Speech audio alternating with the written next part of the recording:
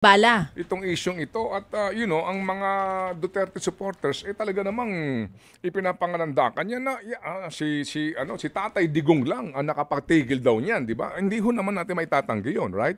Opo, natigil 'yan, yung tanimbala na 'yan. Kaya nga po dati lumakas ang negosyo noong wrap sa airport, di ba? Hoy, totoo po 'yun Yung ira-wrap mo yung iyong bagahe. Para ka masigurado, anti-tanimbala. Opo.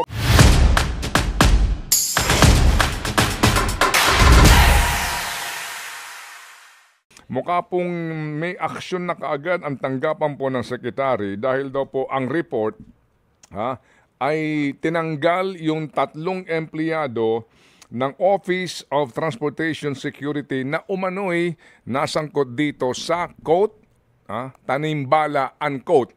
Kasi nga po, hindi rin po natin alam nga talaga kung meron bang tinaniman ng bala.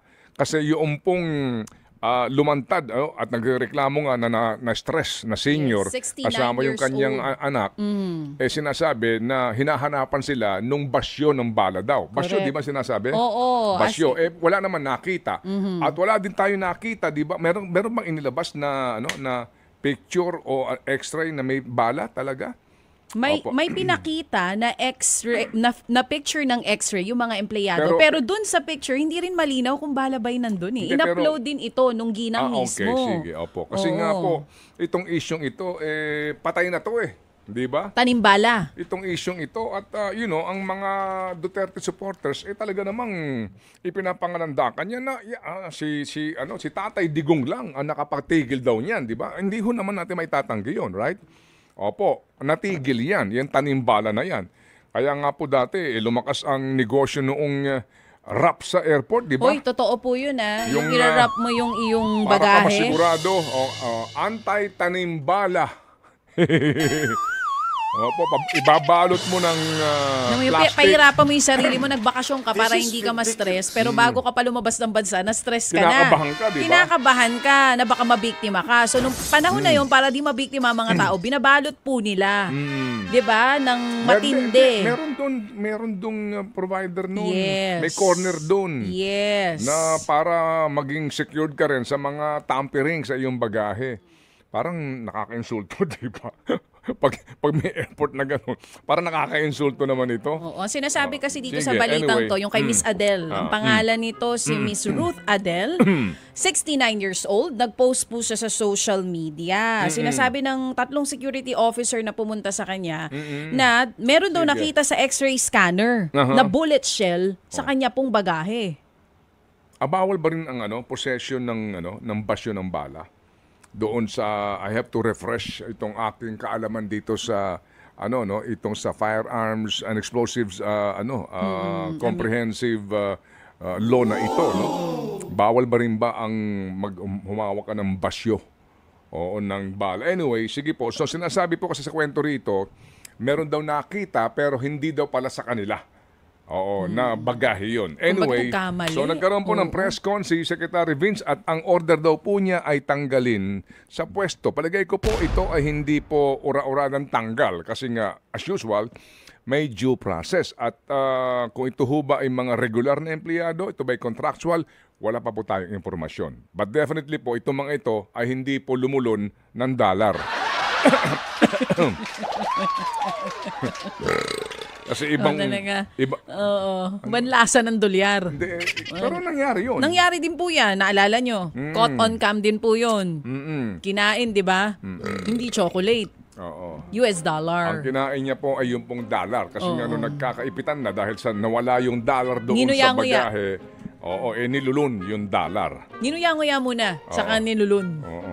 Mahirap namang lununin yun ng ganun. So, pagpasok mo niya, ngunguya-nguyain mo muna yan. Para lumambot. Oo. O yung mga ganitong issue dito. Iba ba ang texture ng $100? Hindi pa ako nakakatikim. So far, hindi pa. Huwag nyo kakainin ng pera.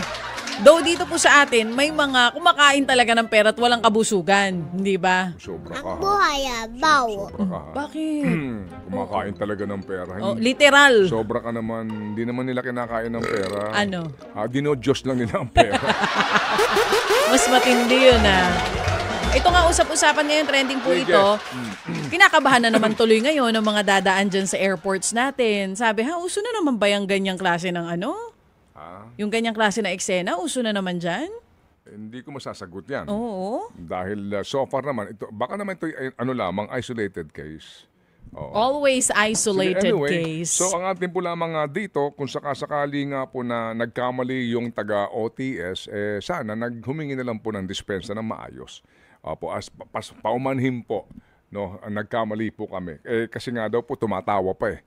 Parang tumatawa ka na nai-stress Yung matanda magnanay is di ba? parang wala namang nanay. Ito ano to, di ba iniisa-isa, nai-stress, tumatawa ka pa. Di po ba nakaka-insulto? Tapos last call na sa inyong last tawag doon, yung meron ng page na, pinipage ka na doon sa airport, di ba? Kapag last call na, kumbaga, boarding na sila eh. Yun din ang sinasabi sa post, ang So sumbong. ano ang panawagan nila sa airport? Paano yung tono nun? Sige nga, parinig. Piloto ako eh. Hindi naman ako hindi ground ka airport personnel, person. piloto ako Sorry, ba't akong tinatanong mo? Hindi ako ground person. person. Flight attendant ako, Ted Filon. Flight attendant ka pala. Piloto ka, flight attendant ako. Nakapasa ka? No. Okay, sige. Anyway. Okay. Nakapasa sa training, ano. Yung ngayon mga immigration officer na yon, pumasa kaya sa training? Parang hindi tama yung pag-handle nila dito sa ating senior citizen, ha? Ako lang po naman din, kumbaga, sa pag-unawa naman po sa mga taga-OTS na ito, baka naman po ito ay wala namang masamang mga record. Hindi ka naman pwede rin tanggalin kaagad na walang due process. I mean, lalo na ho kapag mga regular yan. Siguro, meron lang kaukulang, baka may din sila, retraining para mga driver. Magbabayad din sila 2,000.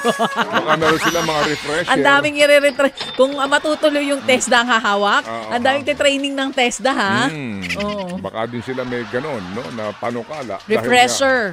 Oo. Oo, refresher, ano? Bakit ang refresher mo parang umaano ka sa ulo mo? Iniikot-ikot kayo. Parang sisiraan ng Ang baitang ibig sabihin, senyalis refresher, mo. para ma-refresh yung utak mo.